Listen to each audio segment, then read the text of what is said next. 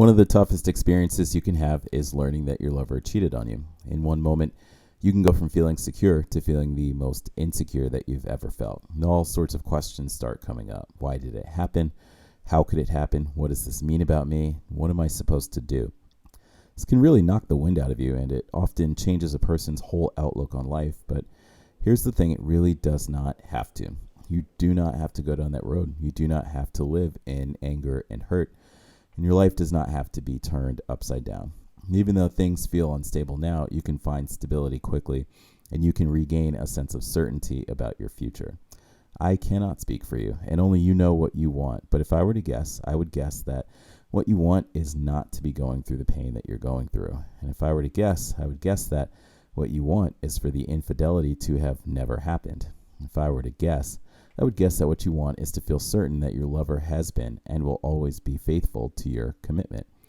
Even though this is not what happened, even though your lover was unfaithful, I think it's highly likely that your most ideal desire is just not to be going through this. You would rather just be secure in your happy relationship. And this is important to think about, because knowing this will help you remember that what you really want is to live a life where you feel strong, secure, happy, and loved. Being in a faithful relationship was giving you the thing that you really wanted: feelings of strength, security, happiness, and love. Infidelity weakened those feelings of strength, security, happiness, and love. And had the infidelity not happened, you would still feel strong, secure, happy, and loved. And that's what you really want. The infidelity did happen, but the infidelity cannot stop you from having what you really want, which is to feel strong, secure, happy, and loved. You, of course, deserve that, and you can, of course, have that no matter what happens and no matter what you decide to do. You can, again, feel strong, secure, happy, and loved. And it's a good idea to take a moment to think about what all that means. It means that you are going to be okay, and it means that you'll be just fine. It means that you can get back to living life the way that you want to live life, and this can happen much faster than you would ever think. Your solution is to feel better by setting your attention on everything and on everyone that you believe to be wonderful in your world. Right now is the time to think about all those things that you cherish. Right now is the time to think about the other people in your life that you cherish. What do those people mean to you? What is it like to have those people in your life? You are temporarily moving your attention away from infidelity and towards all those things and towards all those people in your life who make you happy right now. By doing so, you are empowering yourself to feel strong, secure, happy, and loved right now. To be fair, I'll have to admit that you really do not want to rely on things, and you really do not want to rely on other people to make you feel strong, secure, happy, and loved. Most ideally, you focus on yourself and you focus on what you know your strengths to be. Most ideally, you lift yourself up by appreciating yourself and by appreciating your own skills. Most ideally, you lift yourself up just by appreciating what you have and by appreciating the fact that there are people in your life that you do love. And that's all you need to do. If there are people who you are turning to during this time, do take care to spend time together as you normally would. So rather than focus on infidelity, focus on what you have in common with these people that you're spending your time with. Enjoy your time together. Talk about things that are uplifting.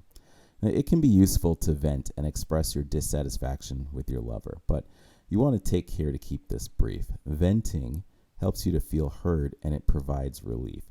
But venting for too long will cause you to feel increased anger or sadness. So yes, do vent if it's helping, but keep it as brief as you can and pay attention to the way that you feel when you vent.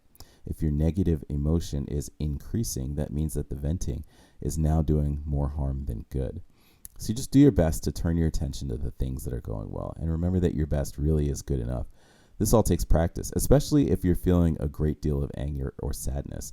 This practice may take a few days, or it could take even weeks. And you'll find that in the moments that you can purely think about what's going well in your life, in those moments you really will feel so much better. But you may find that your attention naturally shifts back to infidelity. And during those moments, you may find that you feel sad or angry again. That, of course, is logical. During this time, you're just doing the best that you can do to focus your attention on all those things that are going well. So your best efforts at this are good enough. And in your own timing, you're going to find that you're getting better and better at staying focused on all those things that are going well and staying focused on all those people who you love. This step one And you want to master this first step before you intentionally think about infidelity and what to do about it. Your emotion will impact your thoughts, and your emotion will impact the things that you say, and your emotion will impact the things that you do. When you prioritize your uplifted, happy emotion, you're most likely to think things, say things, do things, and make decisions that make you happy. Because you first prioritize your uplifted emotion, you'll have very good clarity. You'll know exactly what to do. Feel better first, and then think about what you want. You'll have the best of outcomes. You can feel better first because there is still so much that is going well for you.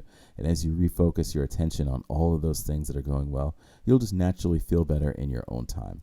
Your timing is specific to you. You might feel better right away, or you might feel better after a few hours, or after a few days, maybe after a few weeks. It all depends on your circumstances, but just do know that whatever time you take is just fine. All the while you're staying focused on making yourself feel better, the issue of infidelity is going to wait, and that's okay. Your lover can wait, and that's okay. It really is in the best interest of everyone if you just take the time for yourself and make yourself feel whole first. You'll just know when the time is right for decision making. You'll feel eager for the future. You'll feel happy with yourself, and you'll feel strong and capable. When you feel like that, you really don't need to ponder the right thing to do. You just know what that is, and you act with certainty.